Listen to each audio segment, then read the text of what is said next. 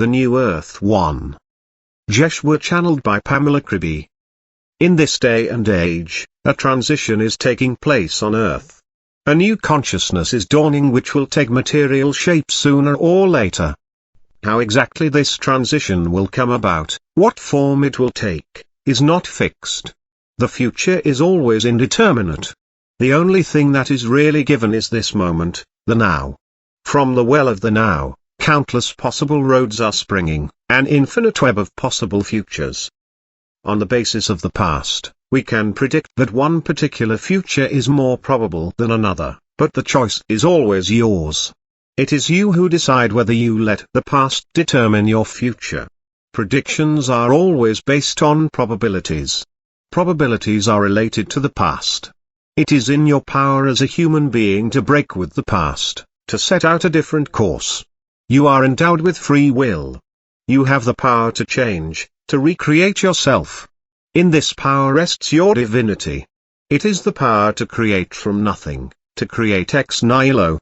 This divine power belongs to the very essence of who you are.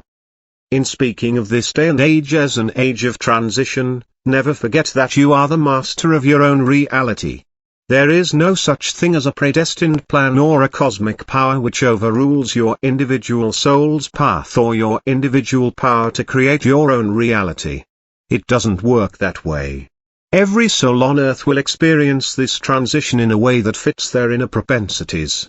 There are many realities. The reality you choose will answer your inner needs and desires. What makes this time, 1950 to 2070 approximately, special is that there are two different cycles of consciousness coming to an end, a personal cycle, or a set of personal cycles, and a planetary cycle.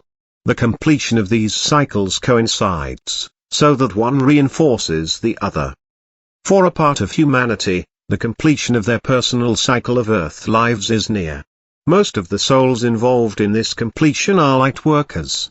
We will speak in much more detail about this group of Lightworker souls. Here we would like to explain the nature of this personal cycle, what it means to go through it, and what is the purpose of living all these quite complicated lives on Earth. The personal karmic cycle. The Earth lives you experience are part of a greater cycle of your soul. This cycle was designed to enable you to fully experience duality. You have within this cycle experienced what it is like to be male and female, to be healthy and ill, to be rich or poor, to be good and bad. In some lives you were intensely involved with the material world, being a farmer, worker or craftsman. There have been more spiritually oriented lives, in which you carried within you a strong awareness of your spiritual origins. In those lives you were often drawn to religious callings. Also there have been lives in which you explored the worldly domain of power, politics etc. There may have been lives devoted to an artistic expression of yourself. Often souls tend to specialize somewhat in the course of all these lives. This can clearly be recognized in people who possess a natural gift in a certain area. It seems they have a potential there, even as a child, which only needs to be awakened at the right time and which is then easily developed. Lightworker souls are often drawn to religious lives and have lived numerous lives as monks, nuns, priests, shamans, witches, psychics etc. They were drawn to be intermediaries between the material, physical world and the spiritual realms. And so they developed an expertise in this field. When you feel this calling, this strong urge to be involved with spirituality, even if it does not fit in with your normal daily life, you may very well be part of this family of Lightworkers. Living on Earth provides you with an opportunity to fully experience what it is like to be a human. Now you may ask, what's so special about being human? Why would I want to experience that? The human experience is both diverse and intense. When you live a human life, you are temporarily immersed within an overwhelming field of physical sensations, thoughts and feelings. Because of the duality inherent in this field, there is great contrast and intensity in your experiences, much greater than when you are in the astral planes, as you call it. These are the planes you enter after you die and where you remain between lives. It may be hard to imagine for you, But many entities on our side would love to be in your shoes. They would love to be human, to gain human experience. The human experience has a kind of realness to it which is invaluable to them.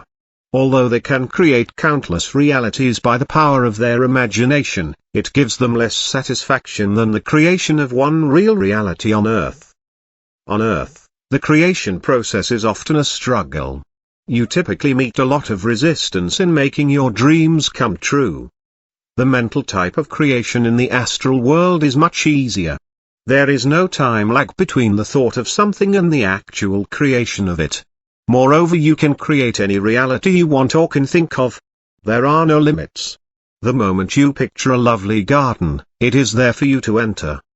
To give birth to an idea on Earth, to make it a reality in the material world, is a great endeavor.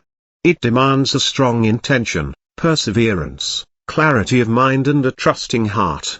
On Earth, you have to deal with the slowness and stubbornness of the material world. You have to deal with contradictory impulses in yourself, with doubt, despair, lack of knowledge, loss of faith, etc. The creation process may be obstructed or even fail because of any of these elements. Yet these potential problems, even the failures, are the very reasons that make the experience of earthly life so valuable. In this process, the challenges you meet are your greatest teachers. They give Earth experience a profundity that is so much deeper and broader than the effortless creation process on the astral planes. This effortlessness breeds meaninglessness. The astral entities which have not yet experienced lives on Earth know and understand this. You often get discouraged and even desperate by the non-compliant nature of your reality. So often, reality does not answer your wishes and hopes. So often, your creative intentions seem to end up in pain and disillusion. However, you will find that key to peace and happiness at some point. You will find that key within your own heart. And when you do, the joy that will befall you will not be matched by anything created in the astral planes. It will be the birth of your mastership, your divinity. The ecstasy you will experience when your divinity awakens will provide you with the power to heal yourself. This divine love will help you recover from the deep hurts you have suffered throughout your lives on Earth. After that, you will be able to help cure others who have been through the same trials and sorrows. You will recognize their pain. You will see it in their eyes. And you will be able to guide them on their path to divinity. The purpose of going through duality. Please do not underestimate the meaning of your lives on Earth. You belong to the most creative, advanced and courageous part of God, all that is. You are explorers of the unknown and creators of the new. Your explorations through the realm of duality have served a purpose far beyond your imagination. It is hard to explain to you the deepest meaning of your travels, but we can say that you have created a new type of consciousness, one that did not exist previously. This consciousness was first displayed by Christ when he walked the earth. This consciousness, which I call the Christ consciousness, results from a spiritual alchemy. Physical alchemy is the art of transforming lead into gold. Spiritual alchemy is the art of transforming dark energy into the third energy, the spiritual gold present in the Christ energy. Please note that we do not say that the purpose is to transform dark into light, or evil into good. Dark and light, evil and good are natural opposites, they exist by the grace of one another. True spiritual alchemy introduces a third energy, a type of consciousness which embraces both polarities through the energies of love and understanding.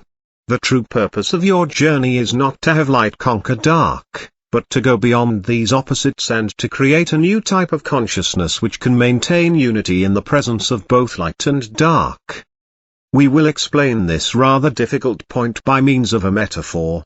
Imagine you are deep-sea divers in search of a pearl. Time and again you dive into the ocean to find this particular pearl which everyone talks about but nobody has actually seen. Rumors go that even God, the chief diver, has never touched the pearl. Diving into the ocean is full of perils, since you can get lost or go too deep to catch your breath in time. Still you persist and you dive into this ocean time and again, for you are determined and inspired. Are you insane? No, you are explorers of the new. The secret is, in the process of finding the pearl, you are creating it. The pearl is the spiritual gold of the Christ consciousness. The pearl is you, transformed by the experience of duality.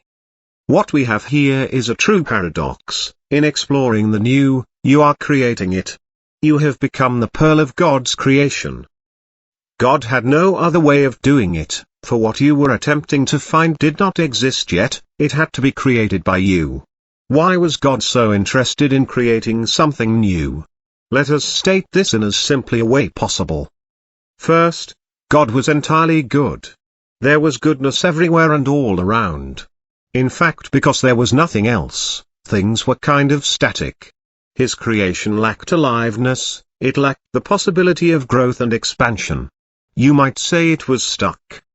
To create change, to create an opportunity for movement and expansion, God had to introduce an element in his creation that was different from the goodness that pervaded everything. This was very hard for God, for how can you create something that is not you? How can goodness create badness? It can't. So, God had to come up with a trick, so to speak. This trick is called ignorance. Ignorance is the element that opposes goodness. It creates the illusion of being outside goodness, of being separated from God. Not knowing who you are is the incentive behind change, growth and expansion in your universe. Ignorance breeds fear, fear breeds the need to control breeds the struggle for power, and you have all the conditions for evil to flourish. The stage has been set for the battle between good and bad. God needed the dynamics of opposites to get his creation unstuck. It may be very hard for you to comprehend in view of all the suffering caused by ignorance and fear, but God put great value on these energies, since they provided him with a way to go beyond him, herself. God asked you, the ones that belong to the most creative, advanced and courageous part of herself, to take the veil of ignorance. In order to experience the dynamics of opposites as thoroughly as possible, you were temporarily soaked in forgetfulness about your true nature. You consented to take this plunge into ignorance, but this fact was overlaid by the veil of forgetfulness as well. So now you often curse God for being in the situation you're in, the hardships, the ignorance, and we understand. In essence though, you are God. God is you. Despite of all the troubles and sorrows, deep down within you there is still a sense of wonder and excitement about living in duality, about experiencing and creating the new. This is God's original excitement, the reason God started with his journey through you in the first place. When you started out on your journey, you faced evil, fear, ignorance, with only a vague memory of the good, home, in your mind. You started to battle fear and ignorance, while longing for home. However, you will not return home in the sense of returning to a state in your past. For creation has changed because of your journey. The end of your journey will be that you have become larger than good and evil, light and dark. You will have created a third energy, the Christ energy, which embraces and transcends both. You will have expanded God's creation. You will be the new creation of God. God will have gone beyond him, herself when the Christ consciousness is fully born on earth. The Christ consciousness did not exist before the human experience. The Christ consciousness is the consciousness of one who has gone through the multi-layered experience of duality, has come to terms with it and emerges on the other side. He will be the inhabitant of the new earth. This one will have let go of duality. She will have recognized and embraced her own divinity. He will have become one with his divine self. But his divine self will be different than before. It will be deeper and richer than the consciousness from which it was born. Or one could say, God will have enriched him, herself by having gone through the experience of duality. This story is simplified and distorted as anything we say is distorted by the illusions of time and separation. These illusions have served a valuable purpose. But the time has come to go beyond them. Please try to feel the energy behind our words, stories and metaphors. This energy is in a sense your own. It is the energy of your future Christed selves that is speaking through me, Jeshua. We are waiting for you to join us. How to overcome duality, the completion of the karmic cycle. Your earthly cycle of lives ends when the game of duality no longer has a hold on you. It is essential to the dualistic game that you identify yourself with a particular position in the playfield of polarities. You identify yourself with being poor or rich, famous or humble, man or woman, hero or villain. It really doesn't matter that much which part you are playing. As long as you feel one with the actor on the stage, duality still has a firm grip on you. This is not wrong, of course. In a sense it was meant to be that way. You were meant to forget about your true self. To experience all the aspects of duality, you were meant to narrow your consciousness down to a particular role in the drama of earth life. And you played it well. You got so caught up with your roles that you totally forgot about the aim and purpose of going through this cycle of lives to begin with. You were so forgetful about yourself that you took the games and dramas of duality to be the only reality there is. In the end this made you very lonely and full of fear, which is not surprising since the very game of duality, as noted in the previous section, is based on the elements of ignorance and fear. To understand the workings of duality in your everyday life, we would like to mention a few typical hallmarks of the duality game. Characteristics of the duality game. 1. Your emotional life is essentially unstable. There is no emotional anchor present, since you are always in the up or down side of a particular mood. You are angry or forgiving, narrow-minded or generous, depressed or enthusiastic, happy or sad. Your emotions perpetually fluctuate between extremes.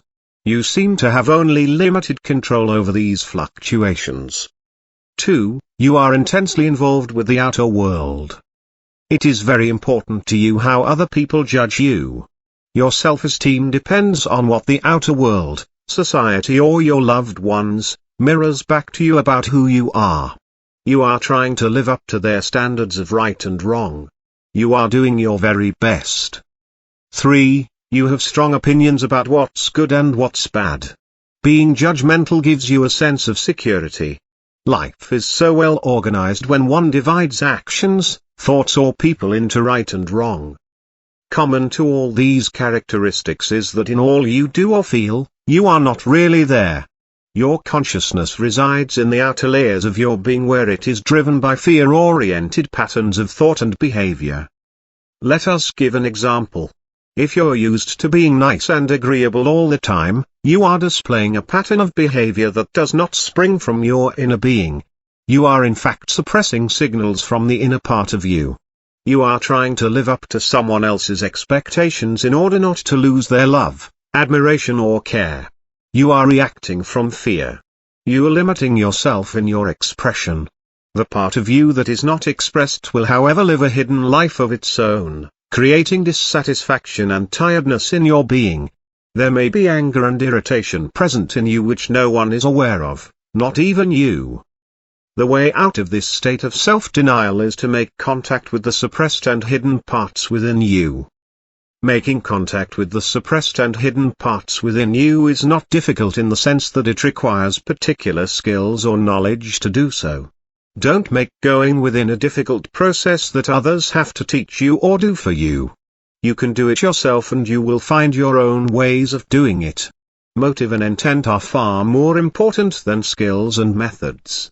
If you really intend to know yourself, if you are determined to go deep within and change the fearful thoughts and emotions that block your way to a happy and fulfilled life, you will do it through any method that comes along.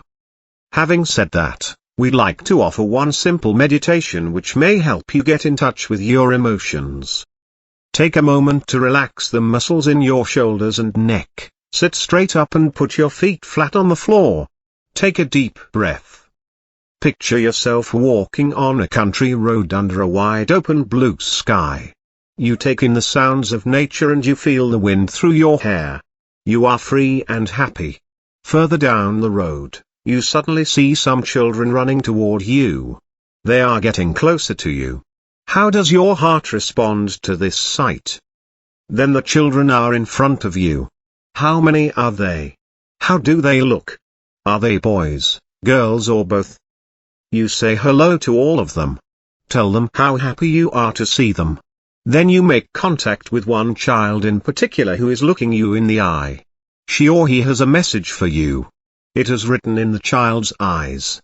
Can you read it? What does it want to tell you? It is bringing you an energy that you need right now.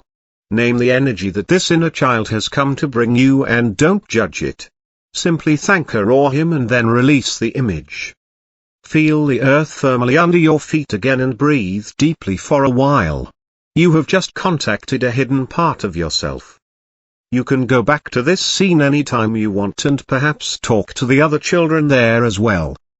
By going within and making contact with the hidden, suppressed parts of yourself, you are becoming more present. Your consciousness is rising above the fear-motivated patterns of thought and behavior that you have taken for granted for such a long time. It is taking responsibility for itself. It takes care of the sorrow, anger and hurt inside, like a parent takes care of its children. We will describe this process in much more detail elsewhere. See Lightworker 3. Characteristics of releasing duality. 1. You listen to the language of your soul which speaks to you through your feelings. 2. You act upon this language and create the changes your soul wishes you to make. 3. You value quiet time alone, for only in silence can you hear the whispers of your soul. 4. You question the authority of thought patterns or rules of behavior which block the free expression of your true inspiration and aspirations. The turning point in letting go of duality.